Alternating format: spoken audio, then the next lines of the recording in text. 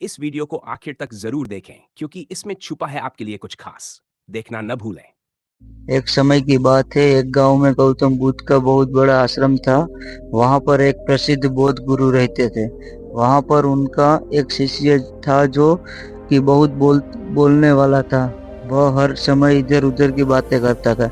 जब वह दान लेने के लिए जाता था तो हर घर से एक नई कहानी लेकर आता था और आश्रम के दूसरे शिष्यों को सुनाता था। वो हर समय एक शिष्य की दूसरे शिष्य से बुराई और चुगली करता रहता था और दूसरों के सामने अच्छा बनने का प्रयास करता रहता था। खुद के मुंह से ही खुद की तारीफ करता रहता था और हमेशा ही खुद को गुरु के सामने सबसे बुद्धिमान और उत्तम साबित करने का प्रयास करता रहता था। वह खुद को सभी शिष्यों से अलग और श्रेष्ठ मानता था। उसका कहना था कि मैं एक अमीर घर का बालक हूँ। अगर मैं चाहता तो एक आरामदायक और सुविधाओं से भरा जीवन जी सकता था, लेकिन मैं वह सब छोड़कर यहाँ आया क्योंकि मुझे सत्य की खोज करनी है। खुद को जानना है, जीवन को जानना है, इसलिए मेरा त्याग तुम सबसे बड़ा है। एक दिन गुरु ने आश्रम के सभी शिष्यों को बुलाकर कहा, आप सभी को अगले 1 महीने के लिए कोई संकल्प लेना है। इससे आपकी संकल्प शक्ति मजबूत होगी और आप में आत्मा शक्ति का संचार होगा। आप सभी अपने समर्थ के अनुसार कोई भी संकल्प ले सकते हैं और यदि 1 महीने से पूर्व किसी का भी संकल्प टूट जाएगा तो वह अपनी दिन चर्चा में वापस आ जाएगा। सभी शिष्यों ने अपनी शक्ति के अनुसार छोटे बड़े संकल्प लिए और गुरु को अपने अपने संकल्प के बारे में बोलकर वहां से चले गए। लेकिन वह शिष्य जो खुद को सबसे अलग और बड़ा दिखाना चाहता था, वह सीधे गुरु की कुटिया में पहुंच गया और बोला, मैं कोई छोटा मोटा संकल्प नहीं लेना चाहता, बल्कि खुद की ही जैसे एक बड़ा और महान संकल्प लेना चाहता हूँ। कृपया आप ही बताएं मुझे क्या संकल्प लेना चाहिए। उसकी यह बात सुनकर गुरु मुस्कुराए और बोले, क्या तुम मेरे द्वारा दिए गए संकल्प को पूरा कर पाओगे? क्या तुम्हारे लिए उसे पूरा करना संभव होगा? शायद नहीं, वह तुम्हारे लिए संभव नहीं है। तुम उसे पूरा नहीं कर पाओगे, इसलिए तुम खुद ही कोई संकल्प ढूंढो। शिष्य ने कहा, नहीं गुरुदेव, आप जो भी संकल्प मुझे देंगे मैं उसे पूरा करूंगा। गुरु ने कहा, ठीक है, तो तुम अगले 1 महीने तक चुप रहो, मुंह से एक शब्द भी नहीं निकालो, यही तुम्हारा संकल्प है। शिष्य ने कहा, गुरुदेव, यह भी कोई संकल्प है? यह तो बहुत ही आसान है। 1 महीने तक चुप ही रहना है। आप कोई बड़ा संकल्प दीजिए जो मेरी योग्यता के लायक हो, जिसे पूरा करने में मुझे समस्या हो। गुरु ने कहा, पहले तुम यही संकल्प को पूरा करके दिखाओ। शिष्य ने गुरु की बात मान ली और वह इस समय चुप हो गया और पलटकर कुटिया से बाहर चला गया। पहले उसे चुप रहना बहुत आसान लग रहा था। उसने एक दिन तो जैसे तैसे चुप रहकर काट लिया, लेकिन दूसरे दिन से उसके मन में ना बोलने का बोझ बढ़ने लगा। तीसरे दिन उसे भारीपन महसूस होने लगा और चौथे दिन उसके अंदर एक अजीब सी बेचैनी होने लगी, क्योंकि आसपास आश्रम के सभी शिष्य एक दूसरे से बात कर रहे थे। यह देख वह पूरा दिन उदास रहा। इसी तरीके से कुछ दिन और बीते और वह शिष्य बीमार पड़ गया। उसका सर फटा जा रहा था। उसका खाने पीने तक का मन नहीं कर रहा था। वह सिर्फ बोलना चाहता था। वह गुरु के पास गया और उनके सामने बैठकर लिखकर उन्हें बताया, गुरुदेव, मैं बोलना चाहता हूँ, मुझे सांस नहीं आ रही, मेरा दम घुट जा रहा है, मैं अंदर ही अंदर पागल हुआ जा रहा हूँ, मैं क्या करूँ? संकल्प तोड़ दूं क्या? यहाँ पढ़कर गुरु मुस्कुराए और बोले, संकल्प तोड़ने के लिए ही होते हैं, लेकिन जो अपने संकल्प को पूरा कर लेता है वही अपनी आंतरिक शक्ति और बढ़ाता है, और जो अपनी आंतरिक शक्ति को बढ़ाता है वह समाज की कल्याण करता है। संकल्प का लेना भी तुम्हारे हाथ में था और इसे तोड़ना भी तुम्हारे ही हाथ में है। तुम्हारे बहुत से भाई अपने संकल्प को तोड़कर अपनी पुरानी दिनचर्या पर वापस आ चुके हैं। अगर तुमसे नहीं हो पा रहा तो तुम भी संकल्प तोड़ दो, अपनी पुरानी दिनचर्या पर वापस जा सकते हो। लेकिन याद रहे, अगर आज तुम इस छोटे से संकल्प को नहीं संभाल पा रहे हो तो तुम अपनी बाकी की पूरी जिंदगी को कैसे संभाल सकोगे। बाकी फैसला तुम पूरी तरह से तुम्हारा हाथों में है।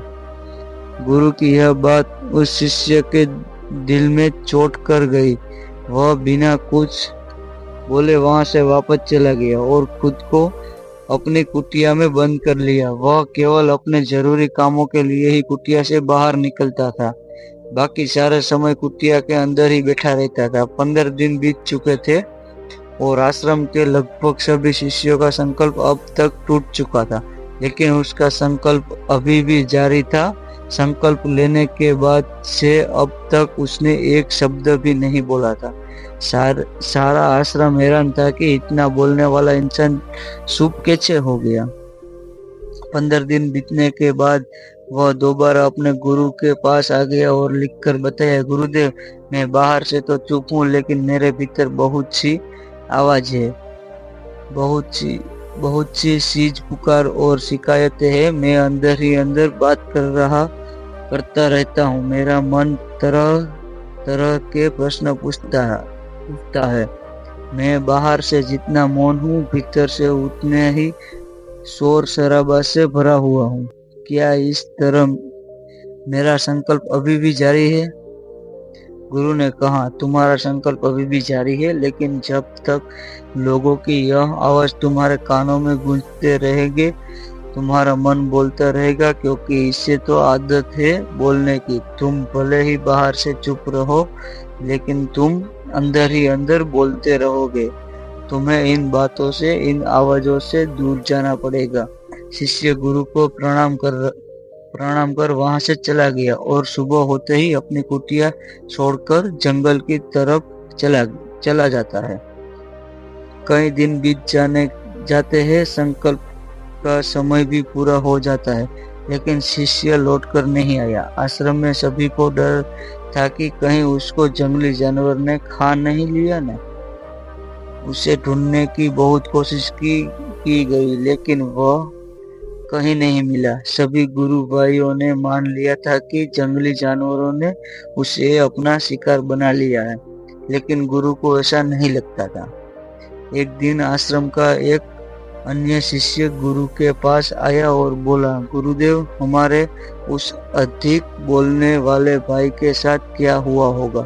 क्या जानवर ने उसे मार दिया होगा? गुरु ने कहा, हो सकता है कि जानवरों ने उसे अपना शिकार बना लिया हो, लेकिन उसके न लौटने की एक दूसरी वजह भी हो सकती है। शायद उसे वह मिल गया जिसके लिए वह गया था।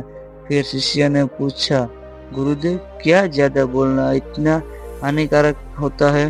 गुरु ने कहा, इंसान के जीवन के बहुत सारे दुखों में से एक दुख यह भी है कि वह कभी चुप नहीं रह सकता। हमेशा कुछ ना कुछ बोलना ही रहता है। सिर्फ हमारे बोलने के कारण हमारे आधे से ज्यादा दुख पैदा होते हैं। परिवार के अधिकतर झगड़ों की वजह हमारा बेमतलब बोलना ही होता है।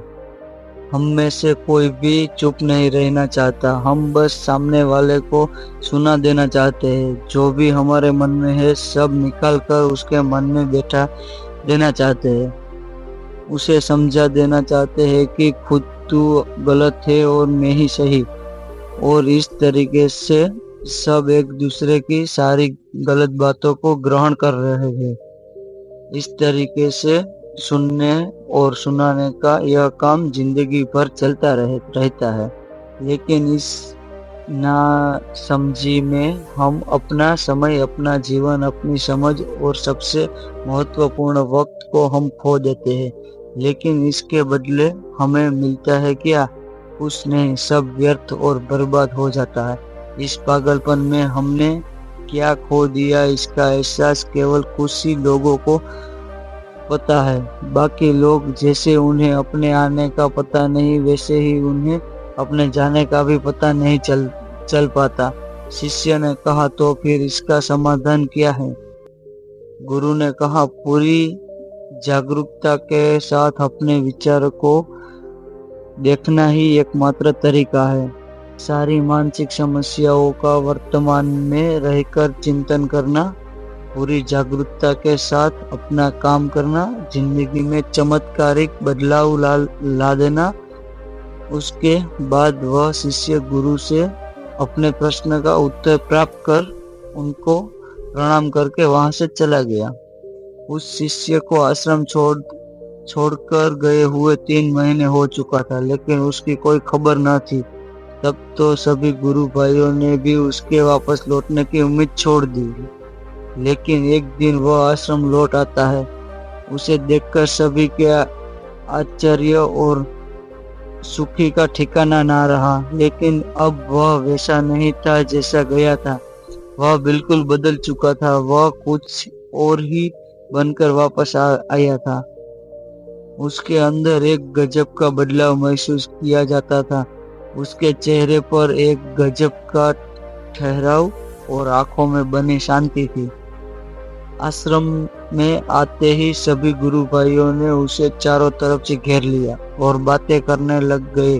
वह भी अपने गुरु भाइयों से बातें करने लगा। उससे बात करने वाले सभी ने यह अनुभव किया कि अब वह पहले जैसा उतावला और बातूनी नहीं रह गया है। उसके मुंह से एक एक शब्द बहुत ही सरल और मधुरता के साथ निकल रहे थे। थोड़ी देर तक गुरु भाइयों से बात करने के बाद वह सीधा गुरु की तरफ चला गया।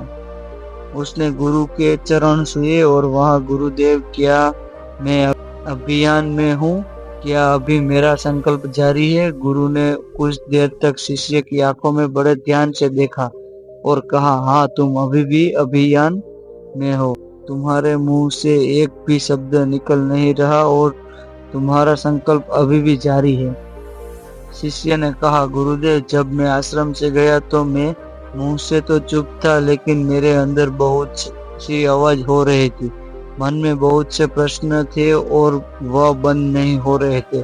तो मैं जंगल में चला गया इस उम्मीद से कि वहां मुझे शांति मिलेगी और मेरे मन की बकबक कम हो जाएगी। लेकिन मैं जितना एकांत में जाता गया, मेरे अंदर की आवाज उतनी ही तेज हो गई।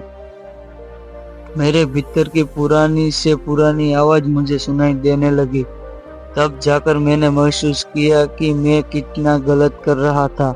जब मैं अपने परिवार वालों, दोस्तों को और गुरु भाइयों को बुरा भला कहता था तो उसे समय मुझे लगता था कि मैं सही कर रहा था। जब मैं गुरु भाइयों की एक दूसरे से चुगली करता था और उनका मजाक बनाता था, तब भी मुझे यही लगता था कि मैं उसके बेहतर हूँ और मैं सही कर रहा हूँ। लेकिन उस दिन मैंने पहली बार महसूस किया कि मैं कितना गलत बोलता था। काफी दिनों तक यह सारे शोर और शिकायतें मेरे अंदर चल रही थी, लेकिन धीरे धीरे करके एक दिन यह सारी आवाज मेरे अंदर से समाप्त हो गई। अब मैं भीतर से मौन हो गया। उसी घने जंगल में कोई बोलने वाला था नहीं और भीतर कोई आवाज बची ही नहीं थी और मैं उसी दिन पहली बार मौन का सही अर्थ समझा। मेरे चारों तरफ बहुत शांति थी। हालांकि अभी भी कुछ आवाज आ रही है जो पहले भी आती थी, लेकिन मैं उन्हें सुन नहीं पाता। पर अब वह सभी आवाज जो मुझे स्पष्ट रूप से सुनाई दे रही थी, वो थी हवा के चलने की आवाज, चिड़ियों के चहलने की आवाज और पानी के बहाने की आवाज। यह सभी आवाज ही मैंने पहली बार पूरे होश पूर्वक सुनी। अपने चारों तरफ इतनी शांति मैंने पहले कभी महसूस नहीं की थी। तो इस शांति को भंग करने के लिए मैंने पहली बार अपने मुंह से कोई शब्द निकाला। मैं चिल्लाया, हे ईश्वर, यह कैसी शांति है? सभी कुछ इतना शांत क्यों है? ऐसा क्या हो गया? लेकिन मेरे चिल्लाने के बाद भी शांति भंग नहीं हुई। सब कुछ पहले जितना ही शांत था। बाहर भी और भीतर भी उतना ही शांत रहा।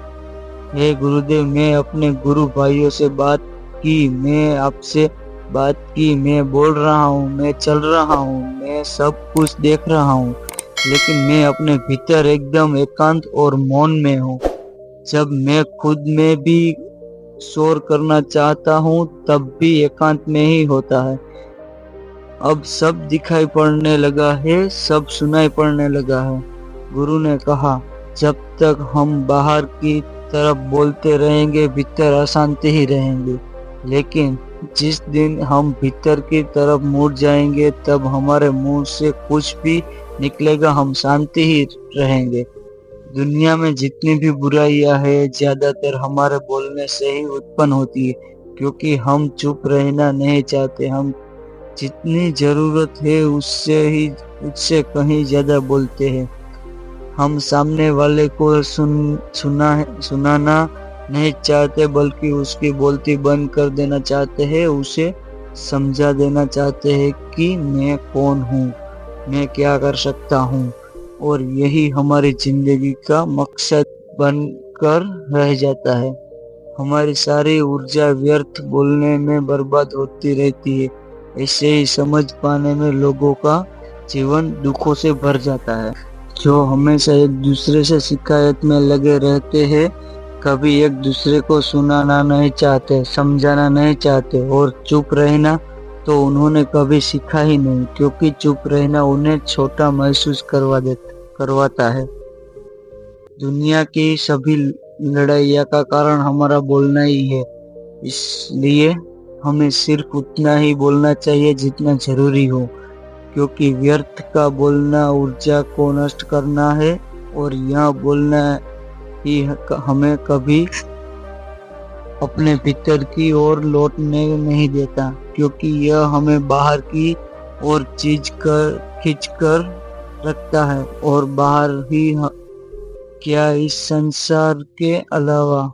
लेकिन अगर अपने भीतर के संसार की ओर मोड़ना है तो इस मुंह को बंद ही रखना चाहिए। इसलिए जितने भी बुद्ध हुए, आत्मज्ञानी हुए, वह सभी एकांत की ओर भागे, ताकि उन्हें ज्यादा ना बोलना पड़े, ज्यादा सुनना ना पड़े। वह एकांत में रहे और शांत रहे, इसलिए आसानी से भीतर की यात्रा कर पाए। लेकिन अगर कोई चाहे तो इस संसार में रहकर भी एकांत में रह सकता है, शांत रह सकता है, लेकिन इसके लिए उन्हें अपनी ऊर्जा बचानी होगी, जिसे वह अब तक अपने व्यर्थ के शब्दों में बर्बाद कर रहे थे। इस कहानी की सीख यही है कि व्यर्थ का बोलना ऊर्जा को नष्ट करना है, और यह बोलना ही हमें कभी अपने भीतर की ओर लौटने नहीं देता, क्योंकि यह हमें बाहर की ओर झुकाए रखता है। और जिन्हें भीतर की यात्रा करनी है उन्हें अपने मुंह को बंद ही रखना चाहिए। चुप रहने में अद्भुत शक्ति है। यदि हम सही समय पर सही शब्दों का प्रयोग करें तो हम अपने जीवन को सकारात्मक दिशा में बदल सकते हैं। मौन रहकर हम अपनी आत्मा की गहराई में जा सकते हैं और भीतर से शांति का अनुभव कर सकते हैं। इससे हम अपने विचारों और भावनाओं को साफ करके अपने जीवन का सकारात्मक बना सकते हैं। हमें चुप रहने की कला सीखनी चाहिए, क्योंकि हम अपने शब्दों का सही प्रयोग करना अपना और दूसरों का जीवन बेहतर बना सकते हैं। उम्मीद करते हैं आपको हमारी मोटिवेशनल स्टोरी, मौन रहने के फायदे, मौन रहने की शक्ति कहानी पसंद आई होगी।